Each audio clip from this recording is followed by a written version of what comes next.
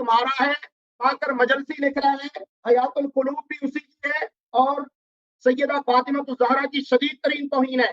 سیدنا علی رضی اللہ عنہ کے متعلق قرب الاسناد کے اندر یہ باقاعدہ لکھا ہوا ہے کہ جب بھی وہ کسی لڑکی کو خریدتے، کسی لونڈی کو خریدتے، اگر میں جاریہ کا ترجمہ لونڈی بھی کر دوں، مجھے پتا ہے کہ یہ ادھر جائے گا، تو کہتے ہیں کہ وہ اس کی دونوں پنڈلیوں کو کھول کے، اس کو ننگا کر کے، یکشف عن ساقیہا، اس کی دونوں پنڈلیاں ننگا کر کے پھر اس کی طرف دیکھا کرتے تھے۔ تو کیا سیدنا علی شرم و حیا والے نہیں تھے؟ میں تشیع سے یہ پوچھنا چاہتا ہوں کہ آپ کو آج تک جو بتایا گیا ہے وہ علی کے متعلق کچھ اور بتایا گیا ہے، جبکہ ان کے نزدیک سیدنا علی رضی اللہ عنہ کو میں نے رکھا کہ انہوں نے عین اللہ قرار دیا ہے، وجہ اللہ قرار دیا ہے، باب اللہ قرار دیا ہے۔ عین اللہ کو کپڑوں کے اندر لونڈی نظر نہیں آتی تھی، اس کی ٹانگیں ننگی کروا کے جو ہے وہ دیکھا کرتے تھے۔ تو یہ جو ہے مشرک لوگ ہیں، شیعہ جو ہیں، اور ان کے شرک میں کوئی شک نہیں ہے۔ یہ میرے پاس کتاب ہے مفاتیح الجنان، اس کے اندر انہوں نے باقاعدہ سیدنا علی رضی اللہ عنہ کو اللہ کا مددگار بنایا ہوا ہے۔ سیدنا علی رضی اللہ تعالیٰ جی عبدالقیوم صاحب کتاب کا نام ذرا دوبارہ لے لیجیے گا۔ مفاتیح الجنان، اس کے اندر سنا باب فصل بتائیں، باب فصل بتائیں نا اس میں۔ یہ صفحہ نمبر 46 ہے، صلوات جعفر ہے، صلاۃ الحجت القائم اجل اللہ فرجہ الشریف، یہ فرج اجل اللہ فرجہ جو ہے اس کے اندر صلوات جعفر ہے۔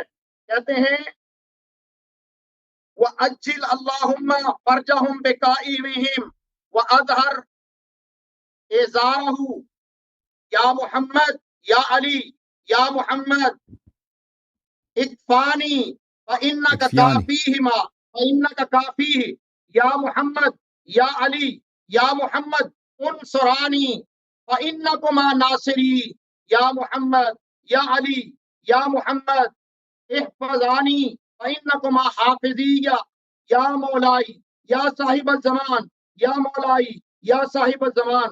تو ان کے نزدیک یہاں تک کہ یا مولائی یا صاحب الزمان، الغوث الغوث، ادرکنی ادرکنی، الامان الامان، تو یہ مدد طلب کرنا سیدنا علی رضی اللہ عنہ سے نہیں ہے۔ قرآن مجید میں اللہ تعالیٰ فرماتے ہیں وَمَن نَّصْرُ إِلَّا مِنْ عِندِ اللَّهِ، سیدنا علی کی توہین کرنے پہ آئیں تو ان کو مچھر بنا دیں، اور اگر ان کی نعوذ باللہ من ذالک خریداری پہ آئیں تو وہ لڑکیوں کی شلواریں اتار کے یہ سارا کچھ دیکھیں۔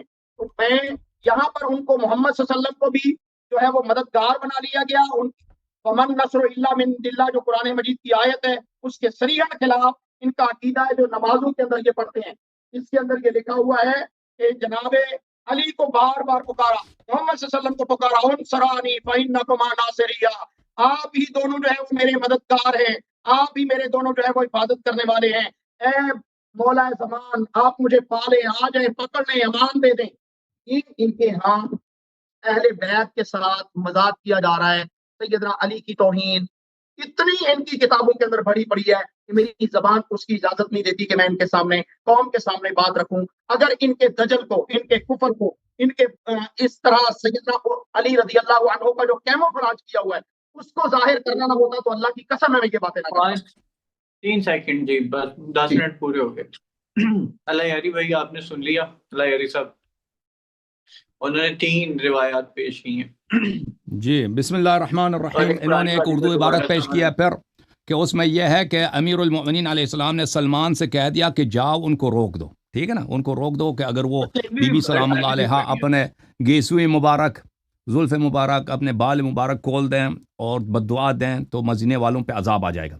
تو اس وقت امیر المؤمنین علیہ السلام کہاں تھے؟ اسی حدیث میں لکھا ہے نا، انہوں نے خود پڑھا ہے کہ ان کو باہر لے کے آئے تھے۔ تو امیر المؤمنین علیہ السلام کو باہر کھینچ کے لایا گیا، بی بی سلام اللہ علیہ ان کی مدد کے لیے چھڑانے کے لیے آئی ہیں، اور بی بی سلام اللہ علیہ نے دھمکی دیا کہ میں بددعا دوں گی، لعنت کروں گی۔ تو امیر المؤمنین علیہ السلام نے کہا سلمان سے کہ جا کے ان کو روک دیں، جا کے ان کو روک دیں۔ اس میں یہ تو نہیں ہے، آپ نے کہا کہ اس میں یہ تو نہیں ہے کہ وہ اسی مقام پر وہ اپنے بال مبارک کھولنے لگی تھی، اس میں یہ تو نہیں ہے نا۔ امیر المؤمنین علیہ السلام اگر گھر میں ہوتے اور سلمان سے کہتے جاؤ میری بیوی باہر گئی ہیں، ان کو روک دو، تو پھر بات بنتی کہ بھائی وہ گھر کے باہر جو ہے اپنا بال کھولتی ہے نا. امیر المومنین علیہ السلام کو ان سے پہلے نکالا گیا. بی بی سلام اللہ اپنے اختیار سے اپنے بچوں کو ان کے پیچھے لے کے. آپ نے جو اردو عبارت پڑھی ہے اس میں یہ نہیں ہے کہ بی بی سلام اللہ علیہ نامحرموں کے سامنے اپنی بال کھولتی اور بددعا دیتی, اس میں نہیں, وہ آپ کا اپنے عدم فہم ہے.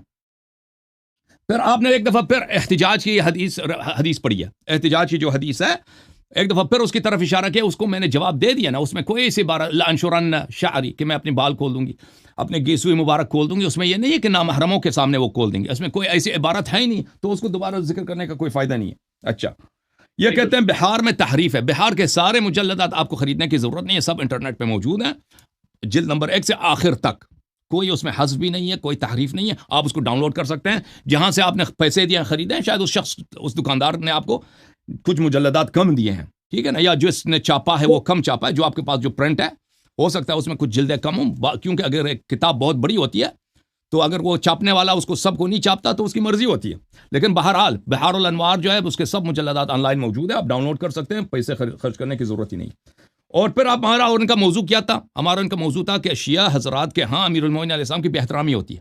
انہوں نے جو مفاتیح الجنان سے یہ روایت پیش کی ہے کہ شیعہ یہ کہتے ہیں نمازوں کے بعد, یا محمد یا علی اکفیان فإنما کافیان وانصرانی فإنکما ناصرائی وحفظانی فإنکما حافظائی. اے محمد اور اے علی سلام اللہ علیہ میری مدد کرو, اور میں آپ دونوں میرے ناصر ہیں, اور آپ دونوں میرے لیے کافی ہیں, اور آپ دونوں میرے محافظ ہیں. اور یہ کہتے ہیں کہ یہ شرک ہے. بھائی ہمارا اور آپ کو موضوع استغاثہ پہ نہیں. مولوی صاحب, اور مولوی صاحب آپ کہتے ہیں آپ کے پاس بڑے میٹیریل موجود ہے نا, کسی نے امیر المومنین علیہ السلام کی گستاخی کی ہے. امیر المومنین علیہ السلام کے متعلق تو آپ نے صرف ایک روایت پیش کی, وہ قرب الاسناد, اس کی طرف میں آتا ہوں. باقی مطالب کا امیر المومنین علیہ السلام سے کوئی تعلق ہی نہیں ہے, کوئی تعلق ہی نہیں, ٹھیک ہے نا. آپ موضوع پر آئیں اور موضوع سے نہ نکلیں. جو آپ سے جو سوالات کیے جاتے ہیں تعلق بنتا تھا جو آپ نے بات کی. بالکل اس کو کہتے ہیں الزامی جواب. آپ نے کہا کہ شیعہ کے ہاں حضرت زہرا سلام اللہ علیہ نے مثلا اپنی بال کے سر کھول دیے. آپ نے جھوٹ بولا. میں نے آپ کے کتاب سے ثابت کیا کہ ابوبکر کی بیوی نے ان کے سامنے کیا نا. آپ نے کہا کہ شیعہ اپنی کتابوں میں اپنے ائمہ کی اہل بیت علیہ السلام کی توہین کرتے ہیں, علی علیہ السلام کی توہین کرتے ہیں. میں نے آپ کے اپنی کتاب میں دکھایا کہ رسول اللہ صلی اللہ علیہ وسلم نے آپ کے خلفائے ثلاثہ کو کافر بولا, شیطان بولا, سب کچھ بولا. میں نے آپ نے جواب بھی نہیں دیا نا. جواب دیا آپ نے, جواب نہیں دیا, ٹھیک ہے نا. ہاں, آپ اپنے خلفاء آپ میٹنگ رکھ لیں, بعد میں پھر جواب لے کے آنا نا. جواب نہیں ہے آپ کے پاس. اچھا, پھر انہوں نے کہا کہ امیر المومنین علیہ السلام جب غلام کوئی کنیز خریدتے تھے تو وہ کیا کرتے تھے, وہ ان کے حدیث یہ ہے کشف الاسناد قرب الاسناد میں ملاحظہ کریں, حدیث نمبر 344 ہے یہ کشف قرب الاسناد میں. بلے انه علیہ السلام اذا اراد ان يبتاع الجاریۃ یکشف عن ساقیها فینظر الیها. امیر المومنین علیہ الصلوۃ والسلام جب کوئی لونڈی خریدنا چاہتے تھے تو اس کے پیر, اس کے جو پنڈلی ہوتی ہیں اس کو مکشوف کرتے تھے, یعنی اس سے جو پردہ ہوتا تھا جو اٹھا دیتے اور اس کی طرف دیکھتے تھے کہ یہ صحت مند ہو, اس میں کوئی مرض نہ ہو, کوئی خرابی نہ ہو. تو یہ اس میں آپ سمجھتے ہیں کہ, اور آپ نے ترجمہ یہ کیا کہ اس کی شرمگاہ کی طرف دیکھتے تھے نا. آپ نے تو خیانت کی اس میں. آپ نے ترجمہ یہ کیا پنڈلیوں سے پردہ ہٹاتے تھے اور اس کی شرمگاہ کی طرف دیکھتے تھے. یہ آپ کے نص الفاظ ہیں, یہ حدیث میں نہیں کہ اس کی شرمگاہ کی طرف اس کے پیر کی طرف دیکھتے تھے. بھائی اس زمانے میں بازار سے غلام خریدے جاتے تھے, اور بعض لوگ سلیو گرلز بھی خریدتے تھے نا, اس میں بوڑھیاں بھی ہوتے تھے, جوان عورتیں بھی ہوتی تھی. تو یہ شریعت کا حکم ہے کہ اگر آپ اس زمانے میں اگر کوئی چیز مال خریدتے ہیں تو آپ کو حق ہے کہ اس کو چیک کر. یہ حق نہیں ہے کہ بھئی اس کی شرمگاہ کو دیکھو, نہیں, اس کے پیر اور اس کے چہرے کو دیکھ سکتے ہو کہ بھئی یہ صحت مند ہے, یہ کوئی کمزور نہ ہو, یہ میرے ساتھ کوئی فراڈ نہ ہو, اس کا پیر مثلا ایسا نہ ہو کہ یہ کوئی اس میں کوئی ایسی بات ہو کہ پھر گھر میں لاتے ہیں کام نہیں کر سکتی نا. تو یہ سب مسلمانوں کے لیے ایک حکم ہے. لیکن میں آپ کو بتاتا ہوں کہ آپ کے اپنے خلیفے کے ہاں کیا ہوتا تھا. آپ کے خلیفے کے ہاں کیا ہوتا تھا. ابھی دیکھو نا, تم نے بولا نا کہ کنیز کے وہ امیر المومنین علیہ السلام امام تھے, وہ دوسرے مسلمانوں کے لیے حکم بتانا بھی ان کو ضروری تھا کہ تم اگر بازار سے کوئی کنیز خریدتے ہو تو کس حد تک تم چیک کر سکتے ہو, یعنی چہرہ دیکھ سکتے ہو اور پیر دیکھ سکتے ہو, اس سے زیادہ نہیں دیکھ سکتے. یہ بتانا ان کے لیے ضروری ہے, ٹھیک ہے, اور اس میں کوئی حرمت بھی نہیں ہے. اچھا, سب فریقین نے اجماع کیا کہ النظرۃ الاولی لک والنظرۃ الثانیہ علیک. پہلی بات آپ نامحرم کی طرف دیکھتے ہیں تو آپ کے لیے جائز ہے, دوسری طرف دیکھنا حرام ہے. یہ تو فریقین کا یہ حدیث کافی مشہور ہے.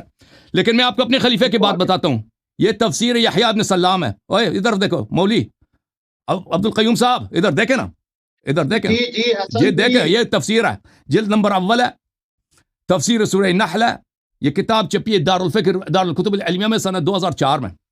اب ملاحظہ کریں, یہاں پر روایت یہ ہے, انس بن مالک کہتے ہیں کن جواری عمر یخدمنا, ہم عمر کے گھر جاتے تھے, عمر کے ہاں اس کے کنیزیں تھیں, وہ ہماری خدمت کرتی تھیں, ہمارے لیے کانا وغیرہ, جو کاشفات الرؤوس.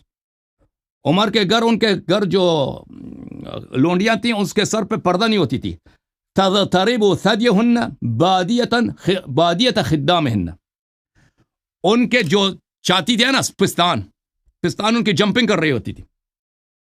بادیتن, پستان ان کے سب کھلے ہوئے تھے, پردہ نہیں تھا پستان کے حد تک. یہ آپ کے خلیفے کے گھر میں آپ کے جو امیر المومنین خلیفہ ہے, مسلمین کا امام ہے, اس کی تقویٰ کی حالت ہے.